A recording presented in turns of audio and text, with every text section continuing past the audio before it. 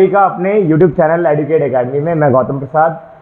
आज हम जो पॉलिटिकल साइंस जो हमारा चैप्टर है 1st to 9 बुक फर्स्ट का कंटेम्प्रेरी वर्ल्ड समकालीन विश्व में राजनीति, उसको हम 20 मिनट में कैसे समझेंगे। पूरे जो पहले आपका सिलेबस है हम उसको बता देते हैं कौन कौन से आएंगे। 1st to 9 हमारा 9 चैप्टर हैं, जिसमें कि हमारे 3 चैप्टर नहीं आएंगे। इट मीन्स कि हम इस वीडियो में 6 चैप्टर को डिस्कशंस करेंगे और इजी मेथड में 20 मिनट में समझेंगे। और कौन कौन से चैप्टर हम नहीं पढ़ेंगे वो हम बताते। पहले 3rd चैप्टर 7 और 8 ये हमें नहीं पढ़ना है, उसके अलावा हम सभी पढ़ेंगे। अब पढ़ने वाले जो चैप्टर हैं वो है 1st, 2nd, 4th, 5th, 6th, 9th, total 6 chapter, 10 minute 10 minute.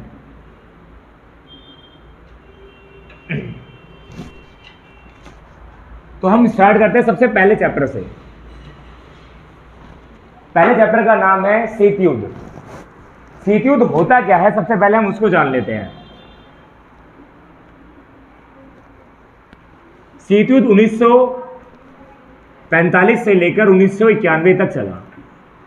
1945 to 1991 इसको हम कोल्ड वॉर इरा भी कहते हैं। शीत युद्ध में हुआ क्या, जब द्वितीय विश्व युद्ध के बाद, द्वितीय विश्व युद्ध इस समय समाप्त हो चुका था, तो इस समय 2 महाशक्तियां निकल कर आई थी। उसका नाम था यूएस और एक का नाम था, दूसरी अनदर शक्ति जो थी उसका नाम था यूएसएसआर। तो दोनों ही महाशक्ति विश्व में एक बड़ी महाशक्ति के रूप में उभरी और इन दोनों के बीच में यह होड़ बनी हुई थी कि दोनों में से कौन सबसे ज़्यादा शक्तिशाली होगा। अब ऐसी कंडीशंस में दोनों क्या करते थे, एक दूसरे के ऊपर अटैक करते थे, ताकि अपनी शक्ति को इस्तेमाल करने के लिए वो दोनों एक दूसरे पर अटैक करते थे। और यही शीत युद्ध में तब्दील हो गया। शीत युद्ध 1991 में खत्म होता है, क्योंकि सोवियत संघ का क्या होता है, विघटन हो जाता है, ये डिप्लॉरिटी हो जाती है, जिसके कारण शीत युद्ध थम जाता है। और विश्व में एकमात्र शक्ति बचती है, उसका नाम है अमेरिका। तो ये टॉपिक तो हमारा बच्चों कवर हो गया है। अब इसके बाद हम करेंगे नेक्स्ट टॉपिक है हमारा क्यूबा मिसाइल क्राइसिस।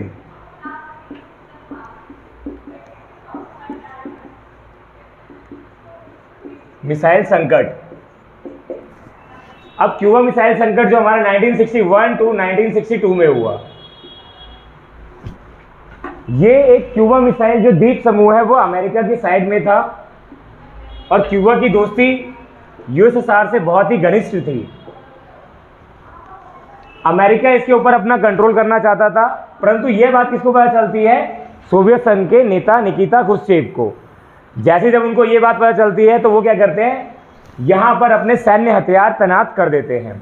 इसकी वजह से ये खबर जो है उनकी 3 हफ्ते बाद ये अमेरिका के जो राष्ट्रपति हैं जॉन एफ कैनेडी, उनको पता चलता है। वह इसको रुकाने के लिए अन्य प्रयास करते हैं, परंतु ये क्या होता है, अंत में ये टल जाता है, क्योंकि सूझबूझ के कारण इसको टल दिया जाता है और सोवियत संघ जो है वो अपने जहाज वापस ले लेते हैं, जिसके कारण क्या होता है, क्यूबा मिसाइल संकट टल जाता है। यहां तक क्लियर है ना सभी को? आगे बढ़े। अब दोनों ही महाशक्तियां क्या करती है, अपने अपने गुट तैयार करती है। अब उस गुट का नाम क्या, हम उसके बारे में भी जान लेते हैं। NATO. 1949 North Atlantic Treaty Organization. जितने भी जो नॉर्थ में जो अटलांटिक एरिया में जितने भी जो देश थे, उन्होंने एक ऑर्गेनाइजेशन बनाया और इस ऑर्गेनाइजेशन में टोटल 12 कंट्रीज थी, मतलब कि 12 देश इसमें सम्मिलित थे।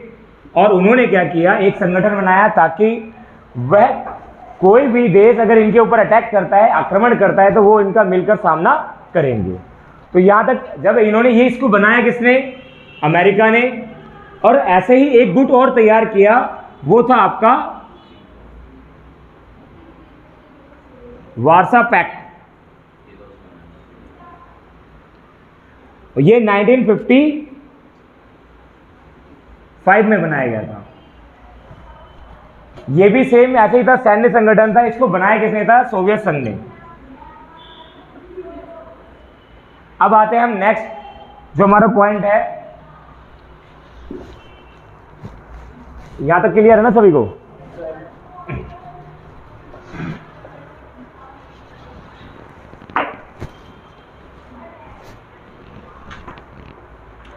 एक और हमारा आता है इसमें गुट निरपेक्ष। गुट निरपेक्ष है क्या, उसके बारे में जान लेते हैं हम। सबसे पहला, जब द्वितीय विश्व युद्ध के बाद क्या हुआ, दो महाशक्ति उभर कर आई थी। एक का नाम क्या था, संयुक्त राज्य अमेरिका, और दूसरे का नाम क्या था, सोवियत संघ। तो दोनों ही महाशक्तियों में से उस समय बहुत सारे देश थे जो कि अल्प विकसित देश, एशियाई देश, लातिनी अमेरिका देश और आपके अफ्रीकाई देश स्वतंत्र हुए थे, नए नए देश। उन देशों के सामने एक विकल्प रखा गया था कि वह अपना गुट स्वयं बना सकते हैं। तो उन्होंने एक अपना गुट तैयार किया। उस गुट का नाम क्या था, गुट निरपेक्ष, जो कि 1961 में बनाया था, लेकिन इसकी पहली सीटिंग 1955 में हुई थी, जिसको हम एशिया एफ्रो एसोसिएशन के नाम से भी जानते हैं। अब गुट निरपेक्ष में कुल जो देश थे आपके, लातिनी अमेरिका, अफ्रीका और हमारा एशियाई देश, ये देश इसमें सम्मिलित थे। इसका मुख्य उद्देश्य ये था कि दोनों ही महाशक्तियों से अलग रहकर एक स्वयं का गुट तैयार करना। ठीक है, यहां तक क्लियर है। अब दोनों ही महाशक्तियां कौन सी थी, यूएस और एक हमारा क्या था, यूएसएसआर। तो इन दोनों ही महाशक्तियों से अलग रहकर इन्होंने क्या किया, 9 स्वतंत्र देशों ने एक स्वयं का गुट तैयार किया। उसका नाम क्या था, गुट निरपेक्ष। तो यहां तक क्लियर है ना।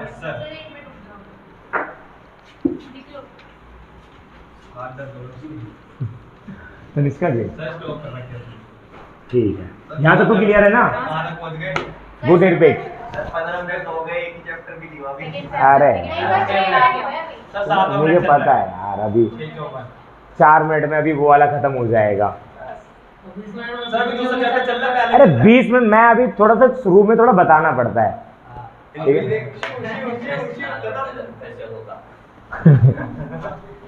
अब सुनिए, आप सभी को क्लियर हो रहा है ना, देखा था, चलिए अच्छी बात। सुनिए, तो यहां तक क्लियर है ना सभी को। अब हम करेंगे सेकंड चैप्टर। सेकंड चैप्टर जो हमारा है, सोवियत संघ का अंत। सोवियत संघ की प्रणाली कैसी थी उसके बारे में जानेंगे।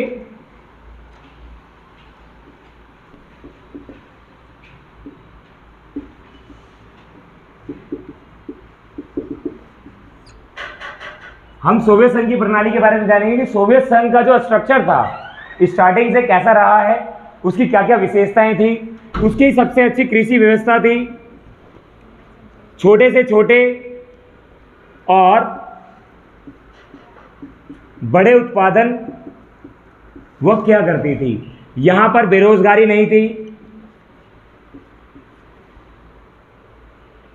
प्रति व्यक्ति आय तय थी, संचार प्रणाली बहुत ही विशिष्ट थी। तो हम ये कह सकते हैं जो उसकी प्रणाली थी एक तरीके से बहुत ही अच्छी थी अन्य देशों के तुलना में। अब आते हैं, इसकी प्रणाली तो बहुत अच्छी थी, अचानक से इसमें सरकार किसकी आई और इसका विघटन किन कारणों की वजह से हो गया। तो इस चीजों को जानेंगे हम। जो सोवियत संघ का विघटन है वो उसके कई कारण हैं। तो उसमें जो सबसे बड़ा जो कारण आता है बच्चों, सबसे पहले शॉक थेरेपी। वहां की अर्थव्यवस्था में कमी आ गई। अब कमी कैसे आई, क्योंकि उन्होंने क्या कहा था, वहां के नेताओं ने वहां की जनता से एक प्रॉमिस किया था कि वह उनको आनंद लोक की ओर लेकर जाएंगे, परंतु ऐसा हुआ कुछ नहीं।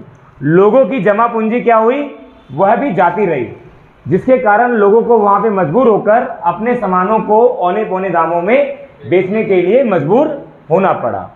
और इसी को हम विश्व की सबसे बड़ी ग्रास सेल के नाम से भी जानते हैं। इसके अलावा विघटन के जो सबसे बड़े कारण हैं वो हम डिस्कस करेंगे। सबसे पहला, हथियारों की होड़,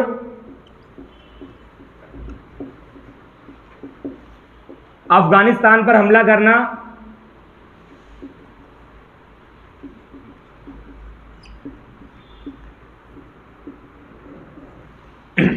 रूबल मुद्रा में कमी,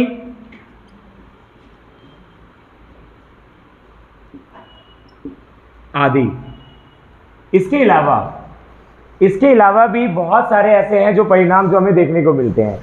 अब हम बात करेंगे सोवियत संघ और भारत के संबंध के बारे में। विघटन आप सभी को समझ में आ गया?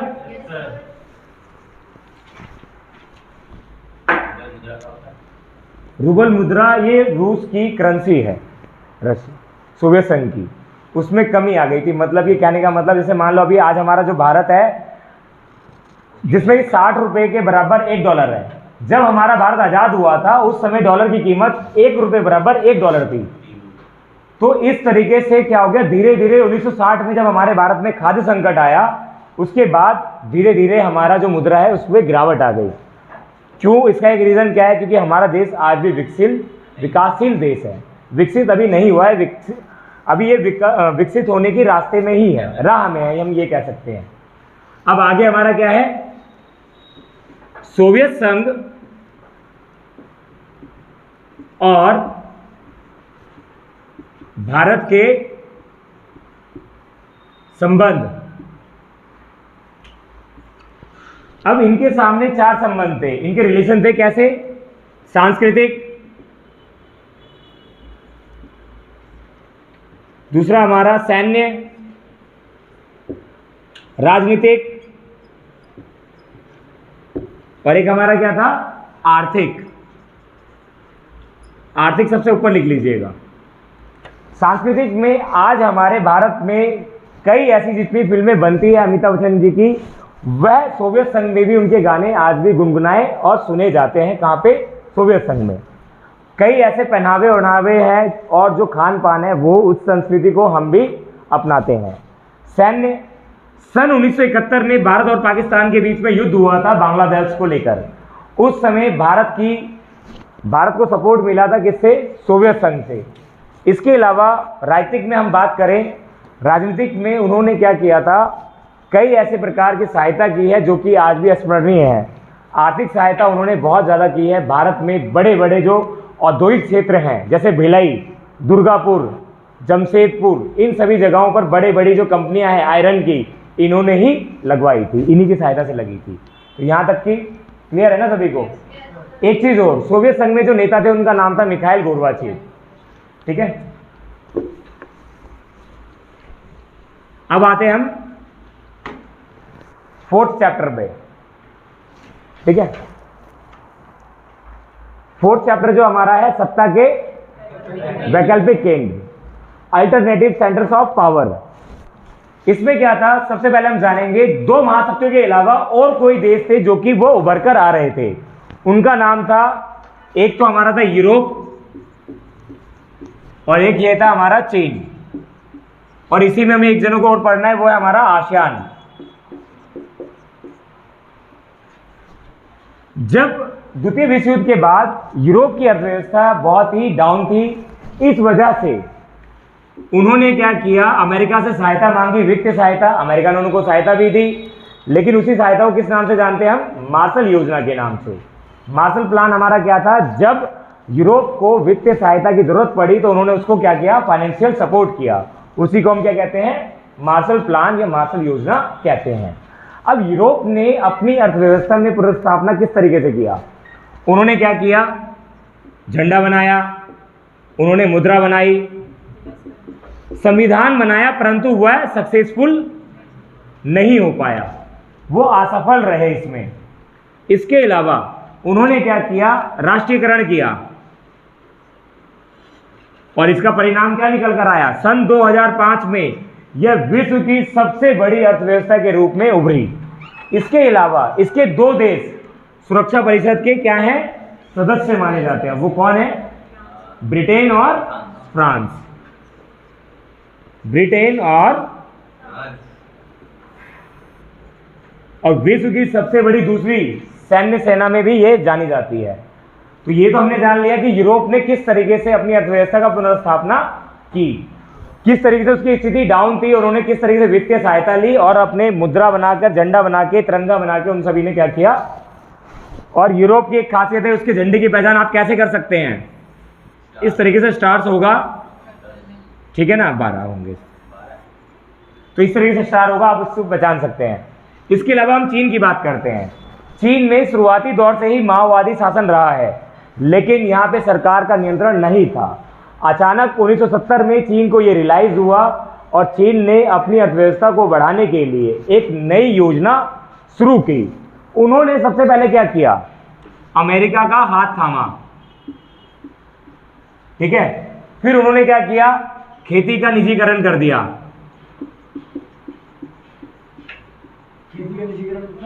मतलब प्राइवेटेशन, आप जो मर्जी उगाओ, आपके ऊपर कोई बाउंडेशन नहीं है। पहले क्या था, राजाओं के अकॉर्डिंग आप कर सकते थे जो भी कार्य था। चीन ने, आपसे पूछा जाएगा क्वेश्चन, आज की चीनी अर्थव्यवस्था पहले की चीनी अर्थव्यवस्था से किस प्रकार भिन्न है, तो आपको बताना है। तो पहले क्या था, वहां पर सरकार का नियंत्रण नहीं हुआ करता था, माओवादी शासन था, जिसकी वजह से उसका पूर्ण रूप से विकास नहीं हो पाया। तो चाओ एन लाई जो वहां के प्रधानमंत्री थे, उन्होंने क्या किया, एक तरकीब सोची और उन्होंने 1970 के दशक में अमेरिका के साथ सैन्य गठबंधन बना लिया और रिश्तेदारी अच्छी कर ली। इसके उनको क्या फायदा हुआ, उन्हें वित्तीय सहायता मिली। उसके अलावा उन्होंने क्या किया, खेती का निजीकरण कर दिया। एक उन्होंने सबसे बड़ा जो कदम उठाया, उनका नाम था FTA, खुले व्यापार की नीति, जो 1978 में स्टार्ट की गई थी। उसके बाद उन्होंने क्या चालू किया, सेज, स्पेशल इकोनॉमिक जोन। तो एक तरीके से व्यापार को तीव्र गति से आगे लेके जाने के लिए उन्होंने एक कई ना कई तरकीब इन्होंने सुझाते रहे। तो ये था हमारा चीन जो अर्थव्यवस्था है आज की और पहले की अर्थव्यवस्था किस प्रकार से भिन्न है, ठीक है। अब आते हैं हम नेक्स्ट में, जो हमारा है आसियान। आसियान का गठन बच्चों 1967 में हुआ था, जिसमें कि टोटल कितने देश थे, 5 देश सम्मिलित थे। वो मैं आपको बता देता हूं, इंडोनेशिया, फिलीपींस, सिंगापुर, थाईलैंड और मलेशिया। ये जितने भी देश हैं, इन्होंने क्या किया था, एक गठबंधन बनाया और आसियान समझौते पर हस्ताक्षर किया। इसका मुख्य उद्देश्य क्या था, आर्थिक विकास को तेज गति से बढ़ाना था और अपने बीच के संबंधों को भी सुधारने थे। तो यहां तक क्लियर है सभी को, कोई डाउट? अब आगे हम करेंगे 5वां चैप्टर, भारत के विदेशी संबंध।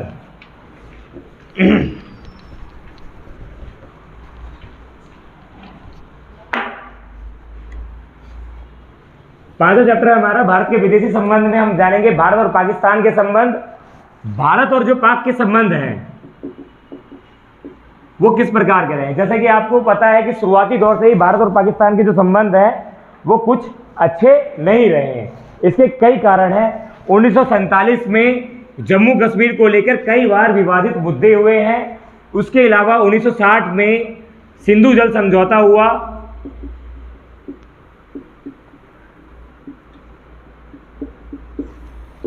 उसके बाद 1971 में एक युद्ध हुआ और 1965 में ताशकंद समझौता,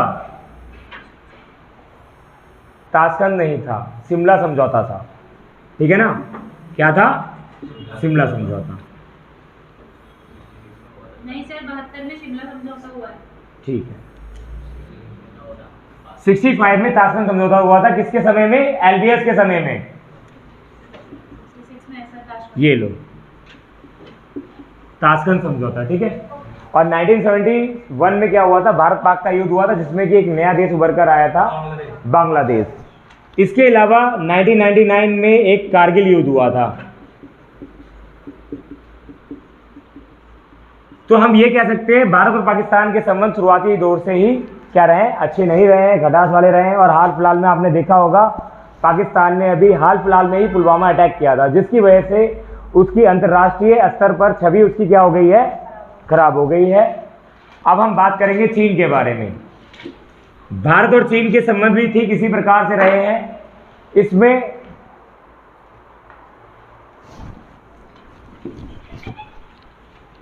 हम सबसे पहले बात करेंगे दक्षिण एशिया के बारे में। सार्क। सार्क क्या है? सार्क को हिंदी में दक्षेश भी कहते हैं।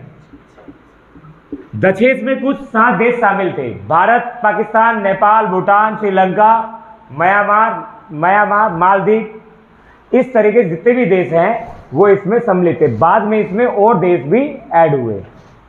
इसका गठन 1985 में होता है, ठीक है ना। 1985 में हो गया इसका गठन, और इसका मुख्य उद्देश्य क्या था? व्यापार को तीव्र गति से बढ़ावा देना और आर्थिक सहयोग को कायम करना। समझ में आ गया।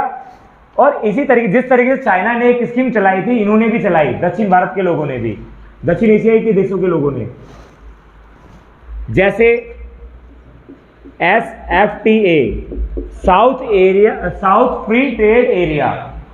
तो ये क्यों चलाया गया था? ताकि व्यापार में लगने वाले जो सीमा शुल्क थे उसको कम कर दिया जाए, ताकि व्यापार को एक पूर्ण नई दिशा प्रदान हो सके। तो उन्होंने ये स्टार्ट कर दिया। तो ये तो समझ में आ गया, सार्क और एक हमारा साफ्टा। अब आते हैं हम आगे, 6 चैप्टर अंतरराष्ट्रीय संगठन। अंतरराष्ट्रीय संगठन हमारा क्या है? 6 चैप्टर, जिसमें हम पढ़ेंगे यूएनओ के बारे में। यूएनओ एक ऑर्गेनाइजेशन है जिसका स्थापना कब हुआ था? 1945 में। 1945 में यूएनओ बनाई गई। इसका मुख्य उद्देश्य क्या था? विश्व स्तर में शांति को बनाए रखना। इससे पहले ये ऑर्गेनाइजेशन का कार्य कौन कर रही थी? League of nation. उनके रहते हुए द्वितीय विश्व युद्ध हो गया था, परंतु यूएनओ को इसलिए बनाया गया ताकि तृतीय विश्व युद्ध ना हो, और देश को विकास करने में इनकी अहम भूमिका होती है। जितने भी तमाम देश हैं आज उन्होंने इस पे क्या कर रखा है? हस्ताक्षर कर रखे हैं। शुरुआती दौर में इसमें सदस्यों की संख्या कम थी, वर्तमान समय में इसमें सदस्यों की संख्या 200 से भी अधिक है, ठीक है। तो ये तो हमें चल गया। इसकी कुछ संस्थाएं हैं, एजेंसियां हैं, वो मैं आपको बता देता हूं। WTO World Trade Organization, WHO World Health Organization, UNEP United Nation Environment Programme, UNDP, IMF International Monetary Fund. तो ये कुछ एजेंसियां हैं जो कि कार्य करती है विकास से संबंधित। अब हम इसमें एक और बात करेंगे, जो हमारा सुरक्षा परिषद है। सुरक्षा परिषद की प्रमुख सिफारिशें क्या थी और भारत उससे क्या बगावत बार बार करता था? तो सुरक्षा परिषद में कुल 10 अस्थायी सदस्य हैं और 5 अस्थायी सदस्य हैं, जिससे हम यह भी कह सकते हैं जो अस्थायी सदस्यों की संख्या, permanent member of security council 5 member हैं। वो कौन है? ब्रिटेन, फ्रांस, चीन, US और एक रसिया। ओके, ये हो गए हमारे 5। ये क्या है? अस्थायी सदस्य हैं किसके? सुरक्षा परिषद के। और भारत हमेशा बगावत करता है कि हर एक देश को अस्थायी सदस्यों में सदस्यता मिलनी चाहिए। क्यों? ये जितने भी देश हैं इन्होंने अपना विकास कर लिया है। अगर सभी को सदस्यता मिलेगी तो क्या होगा? जितने भी जो विकासशील देश हैं वो भी विकसित हो जाएंगे। अब इसके लिए क्या क्या सुरक्षा परिषद कहती है? यदि आपको हमारा सदस्य बनना है तो आपको क्या करना होगा? कुछ चीज़ रिक्वायरमेंट होती है, जैसे जॉब के लिए रिक्वायरमेंट होती है, वैसे इसी चीज़ के लिए भी रिक्वायरमेंट। आपकी लार्ज पॉपुलेशन होनी चाहिए, आपकी अर्थव्यवस्था अच्छी होनी चाहिए, तमाम आपके कोई भी अंतर्राष्ट्रीय झगड़े नहीं होने चाहिए। तो इस सभी तमाम चीज़ों से, लेकिन भारत के पास ये सभी तमाम चीज़ें होने के बावजूद भी पश्चिमी देश इसको क्या करते हैं? सपोर्ट नहीं करते हैं। क्यों? यदि भारत सुरक्षा परिषद का सदस्य बन जाएगा तो वो शायद एक विकसित देश भी बन सकता है और वो पश्चिमी देशों के लिए खतरा बनकर उभरेगा। इसीलिए पश्चिमी देश बार बार उसको क्या करते हैं? समर्थन नहीं देते। समझ में आ गया? क्यों? क्योंकि भारत ने क्या किया था? पाकिस्तान का और भारत के साथ संबंध शुरुआती दौर से अच्छे नहीं रहे हैं, जिसकी वजह से अंतर्राष्ट्रीय स्तर पर उनकी जो छवि है वो क्या हो गई है? अब आगे हम बात करेंगे बच्चों, हमारा है लास्ट चैप्टर, वैश्वीकरण, 9 चैप्टर, वैश्वीकरण। वैश्वीकरण है क्या? सुनिए, जैसे हमारा ये गुड्स हो गया X और ये हो गया हमारा Y। तो ये अलग देश है भारत और ये हमारा है अमेरिका, ठीक है ना। जब कोई भी वस्तु एक देश से दूसरे देश में जाती है और दूसरे देश से पहले देश में जो वस्तु आती है उसी को हम वैश्वीकरण कहते हैं। अब वैश्वीकरण के कारण खाली वस्तु तो आती जाती नहीं है। आपने देखा होगा कई ऐसे कॉल सेंटर्स हैं जहां पर कि बहुत सारे बच्चे आज भी जॉब करते हैं और वो यहीं से बैठे बैठे अंतर्राष्ट्रीय स्तर पर अपनी संचार व्यवस्था को पहुंचाते हैं और वहाँ की समस्याओं का निवारण यहीं पे बैठे बैठे कर लेते हैं। तो हम यह भी कह सकते हैं वैश्वीकरण में वस्तुओं तथा संचारों का भी आदान प्रदान होता है। वैश्वीकरण से क्या हुआ बच्चों? वैश्वीकरण से हमारे देश में बहुत ज़्यादा फायदे हुए। इसका फायदा क्या हुआ? पूरे विश्व को फायदा हुआ। इसके सकारात्मक और नकारात्मक प्रभाव भी निकल कर आते हैं। वो कौन कौन से हैं? वैश्वीकरण के नकारात्मक प्रभाव के कारण काफ़ी लोग बेरोजगार हो गए, जो कि क्या हुआ? बेरोजगारी होने के कारण काफ़ी लोग ये कहते हैं कि गरीबों की संख्या में वृद्धि हो गई। सकारात्मक प्रभाव क्या हो गए?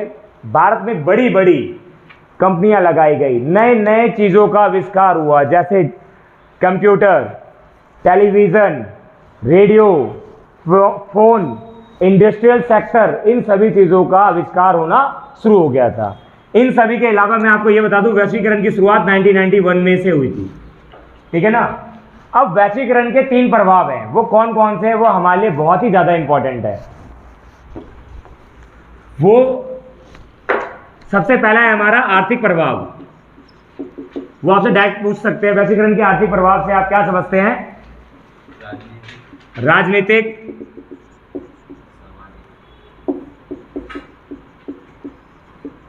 राजनीतिक, और एक हमारा क्या है? सांस्कृतिक।